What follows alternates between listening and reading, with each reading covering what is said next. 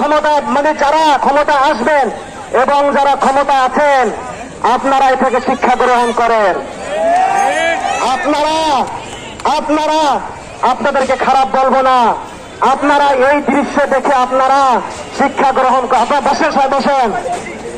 আপনারা যারা যারা যারা আগামী দিনে নির্বাচন করবেন, সবাই দিনে যেই সাধারণ মানুষদেরকে আপনারা স্বপ্ন দেখাচ্ছেন, যে কোনো দল হোক, নির্বিশেষে যে কোনো দল হোক, আপনারা অনেকে যোগ্য ব্যক্তি আছেন, আমরা বলি না যোগ্য ব্যক্তি নাই, অবশ্যই যোগ্য ব্যক্তি আছেন, কিন্তু আপনারা এই দৃশ্য থেকে আপনারা শিক্ষা গ্রহণ করেন।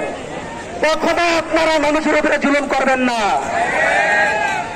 যেই দেশে ৯৮% মুসলমান, মনে রাখতে হবে, যেই দেশে সকাল হয় আল্লাহু আকবারের ধ্বনি দিয়ে, যেই দেশে রাত হয় আল্লাহু আকবারের ধ্বনি দিয়ে, কখনো আপনারা কোরআনের বিরুদ্ধে বলবেন না, আলেমের বিরুদ্ধে কথা বলবেন না। এই যে আপনারা জানেন না শেখ হাসিনার পতন কেন হয়েছে। আল্লাহ করেছে ঠিক, কিন্তু সে আলেমদেরকে অনেক কষ্ট দিয়েছেন। শুধু আলেমদেরকে না, অসহায় মানুষদেরকে সে অনেক অত্যাচার, গুম, হত্যা যা করা সে করেছে।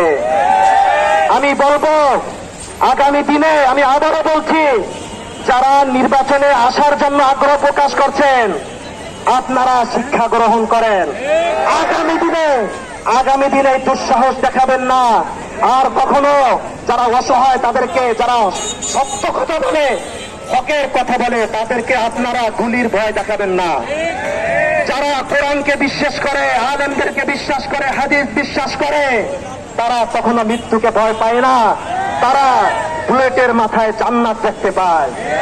সুতরাং মৃত্যুর ভয় দেখিয়ে আমাদেরকে আপনারা চুপসে রাখতে পারবেন না। আমি সর্বশেষ বলতে চাই, যারা আন্দোলন করেছেন 24-এ, এখনো যারা ঘরে বসে আছেন, আপনারা আসেন, দেখেন, এই দৃশ্য দেখে যান।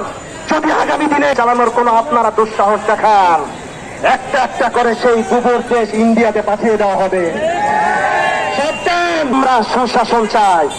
এই দিল্লি না ঢাকা, দিল্লি না ঢাকা, দালালি না রাজপথ, দালালি না রাজপথ, দিল্লি না ঢাকা, দিল্লি না ঢাকা, দিল্লি না ঢাকা, দালালি না রাজপথ, দালালি না রাজপথ।